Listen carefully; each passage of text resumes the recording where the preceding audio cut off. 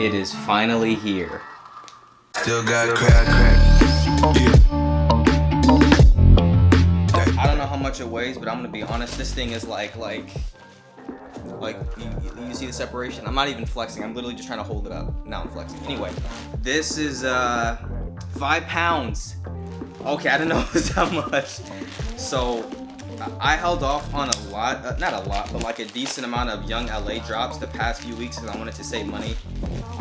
And I did. There's quite a few drops actually that I saved or didn't end up buying just because I wanted to save money and I needed to save money. So this one I'm actually really excited about. It wasn't like a huge drop by any means. I think the last huge drop was when they dropped I think they're called the Ambition joggers, which I wear like literally all the time. I was just wearing them yesterday.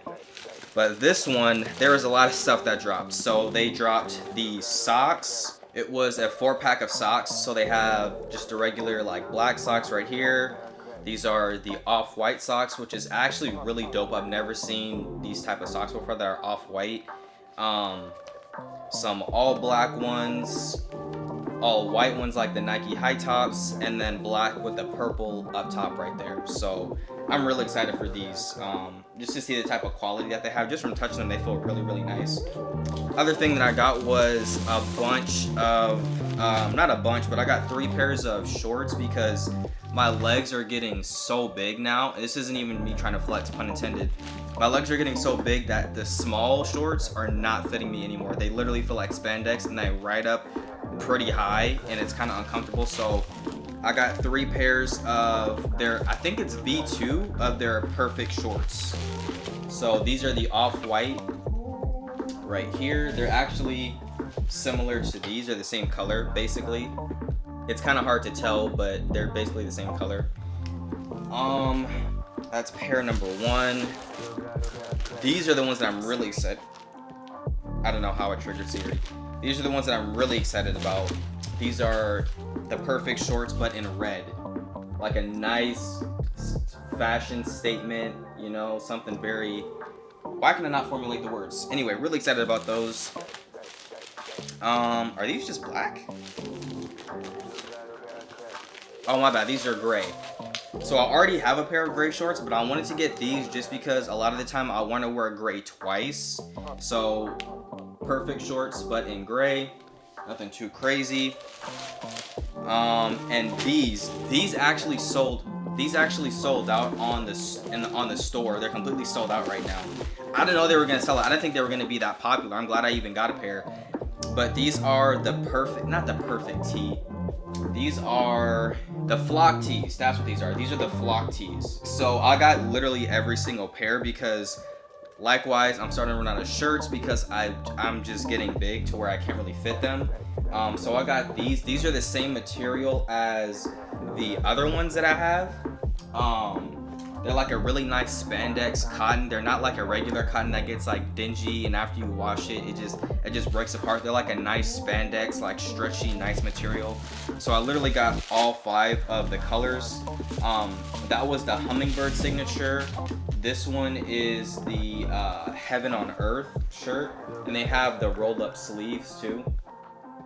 And then the back design. They don't all have back designs. There's only like 2 or 3 that do. That's one of the ones that does have the back design on them. This one right here is... Oh snap, this is clean. Holy crap. Dude, this actually feels really nice. Like you can see it's like stretching right there. This is actually really nice. I'm saying it like I've never bought from them before, but wow, this is actually really clean. This is the samurai coat. Oh, that makes a lot of sense. If you look at the design like closely enough, it's a samurai on it. It's actually really clean. Oh, I love the smell of new clothes. Oh, okay. So this is something I was a little bit iffy about because I don't usually wear these type of shirts, but I thought it was interesting just to try it just in case. This is the Performance Line short sleeve. I don't really wear these type of things. If you like wear like a lot of Nike stuff, like athletic stuff, they have this type of shirt. They have these type of shirts like all over that website and different things like that. I wanted to try it out just to see if I would like them. So I got, this is like the salmon color. Yeah, salmon. So I got this salmon color just to try it out, just to see. It's really, really light, and it doesn't feel cheap either. I actually kind of like this. So yeah, I got this one, and then I got the off-white color of the performance tee as well. So I only got 2. I wanted to get more, but I was like, I wanted to get 2 is good in case I like one, and in case that I don't like both of them, I didn't spend too much money on it. So I just decided to go with 2 just because I thought it was a good number. Because if I only got 1 and I liked it, I would have been like, dang, I wish I had another color instead of going to buy it again, waiting for it to ship here. But so yeah, this is an off-white color. So they have a lot of off-white stuff, and it actually looks really, really nice. The off-white in general is just a color that's starting to grow on me now that I have it in person. This is the Block Party Flock Tee. So I think, okay, yeah, this is one of the ones that doesn't have a design on the back, but this is a really nice one too. Like I said, it's a nice like spandex material, so it's like really, really stretchy, which I love. So you can grow into it and different things like that. And then the last thing, this is the last shirt from the five selections of the Flock Tee. But this is the, oh dang, this feels, why does this feel different? Holy crap, this feels different in a good way. Yo, I might wear this, I think I'm gonna wear this today. So this is probably the most popular one that a lot of people have been seeing. This is the, oh wait, I think I got the last one confused.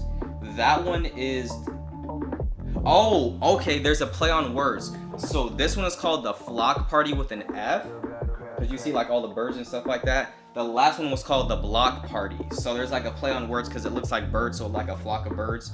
I didn't even realize that. I thought I got them wrong. But yeah, so this is all the stuff that I got from Young LA. The socks, the 3 pairs of shorts because I desperately needed them. Like my legs are just getting too big and I don't feel smalls anymore. And then I got all 5 of the colors for the, oh wait, there's something else. Yeah, so once you hit a certain price point on Young LA, they give you a free keychain and a lanyard. It is nice. I don't know if I'm actually gonna use it, but these are really, really nice lanyards. Not bad. What is going on, guys, and welcome to today's video. I figured I'd show you guys what I got from Young LA just because I always buy their stuff and I had a huge package, so I figured I might as well just show you guys what I got because it was, like I said, a lot of stuff. But I'm gonna be taking you guys through my back workout today. The reason why I want to take you guys through it is because I realized a few months ago that my back was probably one of the weakest parts of my body. And the back is like the frame for your entire body. So if you have a really nice back and a nice frame, it can make everything on your body just look a lot better. So I decided to embark on the journey of improving my back, taking it through as many exercises as possible, studying the anatomy of it and things like that. And I'm not going to get too much into it today, but I just wanted to give you guys like a simple voiceover, sort of walk you guys through my back workouts, the exercises I do, why I choose the exercises, how many sets, how many reps, and everything like that, just so you guys understand my mentality and so you guys know how I went from just having an average back to what I think now was probably one of the best features of my entire physique. So I'm going to be walking you guys through it, and I will see you guys at the gym. But before we go to the gym, I want to show you guys my outfit really quick.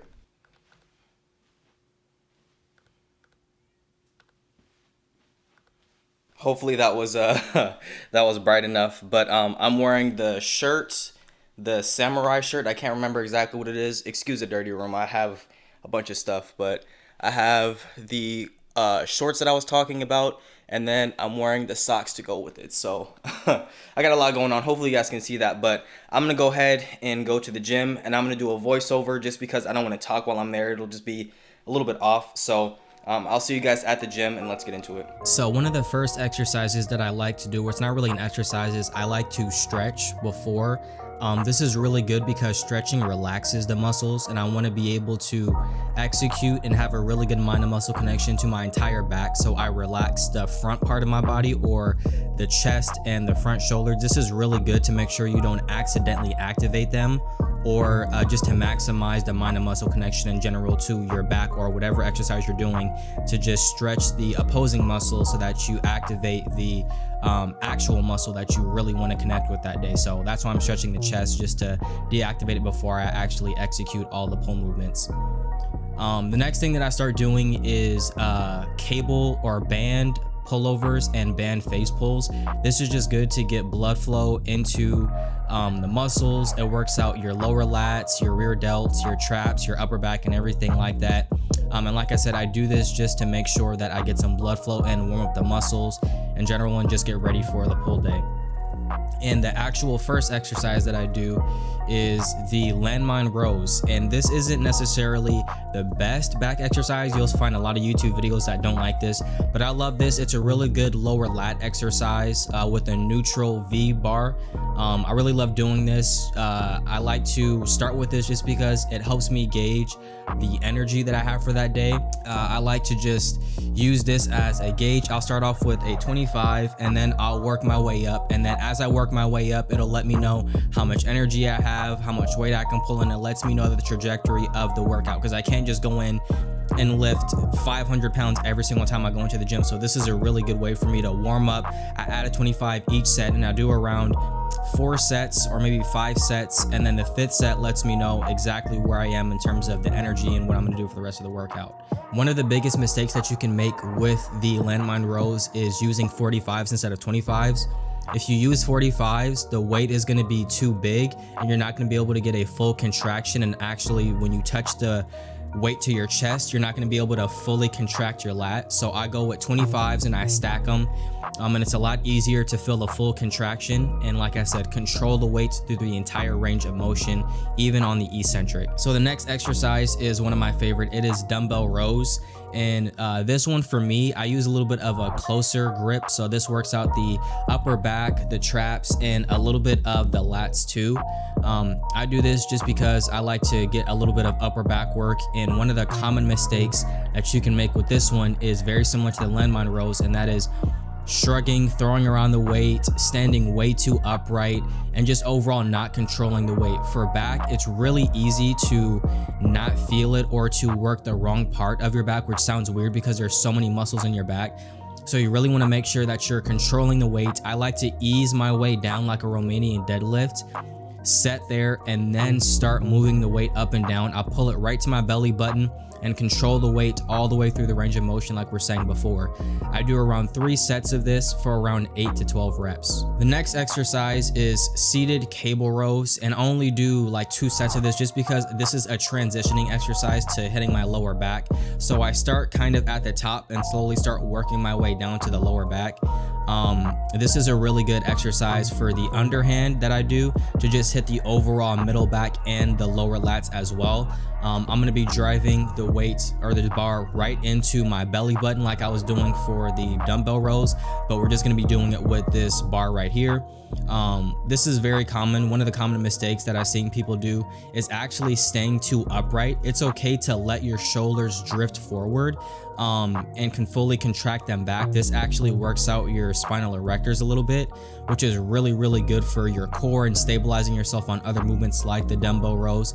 So like you see in this one, I'm slowly letting my shoulders go forward, bringing it all the way back and driving my elbows behind me. And that's a really good cue for all these exercises, is to pretend that you're pulling with your elbows, and it'll make it a lot easier and build that mind-muscle connection better. So don't stay too upright on this. It's okay to let your shoulders drift forward and lean forward, and then lean back and drive your elbows back and drive the bar into your belly button. And we're going to be doing 2 sets of this for around 8 to 12 reps. Now the next exercise is one of my favorites. This is something similar that you see to JPG. He popularized the single arm, like lat pull downs, a diagonal lat pull downs and stuff like that. I actually saw this way before I even knew about JPG from a guy named Eugene Teo. I don't know how to say his last name, but the reason why we do this is because I don't know the exact names of these, but it's just a seated cable row or cable diagonal lat pull down. I don't know what to call it, but it's really good for hitting your lower lats, especially if you know how to contract and control the weight. It's it's a great contraction on your lower lats if you have a problem feeling them, or if you're really upper back dominant and you don't really feel your lower lats. For this one, you're going to be at a diagonal, so it's around 45 degrees, and just like the last one, you're going to be driving your elbows into your belly button, and you're controlling it all the way through the range of motion, just like every exercise. And you're going to be driving with your elbows. Think of driving your elbows down into the ground, right around where your belly button is, instead of just driving them behind you. Try to drive them into the ground and keep your elbows tucked in close and hold that for around like a second or two, and you will really feel the contraction in your lower lats. I'll do around 3 to 4 sets of this. It depends on the day and if someone's on a machine that I'm trying to do. I do around 3 to 4 sets of this, and then I move on to the last back exercise. Now, I love following this lat pull down up with the previous exercise because this really gives my lower lats a lot of blood flow, contraction, and just a lot of work in general. A regular lat pull down is really bad because your elbows are locked in place. And if you really want to hit your lats and your lower lats especially, you really need to make sure that you're driving your elbows down into your sides. For this one of my favorite cues is I like to pretend that I'm dividing myself between a front half and a back half and splitting myself into two with my elbows, and that'll really make sure that you're getting a really good contraction with your lats. This one works out your lower lats, obviously, and I love doing this just because, like I said, it's really good for getting that lower lat involved, which is kind of hard to do in some other back exercises. One of the common cues, like I was saying, or one of the common mistakes that I was saying before, is it's really easy to lean back and sort of get your upper back involved. But with this one, because it's individualized and each arm and each hand has the weight by itself, it's really easy to drive the elbows close into your sides, which is optimal for getting that full contraction. And I usually do around 3 sets of this for around 8 to 12 reps. Now, the last exercise isn't anything to do with the back necessarily, but it's still a really important body part, and that is the biceps. I'd say the biggest reason why my biceps have grown so much in the past few months is because I've been controlling the eccentric and controlling the weight like we've been doing for all these exercises. It is so easy to just throw around weight and do it with bad form and wonder why you're not getting stronger or your muscles aren't getting bigger. I'm telling you, once I started slowing down the concentric and especially the eccentric part of the bicep curls, my arms started getting so much better. I feel a contraction way more. The biggest tip, if you don't take away anything from anything in this video, control the eccentric and I guarantee you will start to see your gains go through the roof. I really like slowing these down. I only do about 8 reps, but it feels like 100 pounds because I'm slowing down the eccentric so much. So control the concentric and control the eccentric even more. We're doing around 4 sets of this for 8 reps, but I guarantee you by like the 6th or 7th rep, it's gonna feel like 100 pounds. It's okay if you take a break and just get back into it, but make sure you're doing those 8 reps with the slow and controlled eccentric. So thank you guys for watching the video. I apologize for ending the video like this with the terrible lighting, but I lost my SD card that had the original outro, so I'm doing it like this. But just to let you guys know, you don't have to do any of this training like this. This might be too much volume, it might be not enough. This is specifically for what my physique is at right now and what I want to be my strength. So it's very custom tailored to how I want my back to look and where my weaknesses are. So you don't have to copy this. You can tweak it, change it, or do nothing like it. I just wanted to show you guys how I built my back and what I do to get it the way it is right now. So hopefully you guys enjoyed the video. If you guys did, make sure you go click the like button and turn it blue. If you guys really like the video, make sure you click the sub button so you guys can know every single time I drop a video, and I will see you guys in the next one.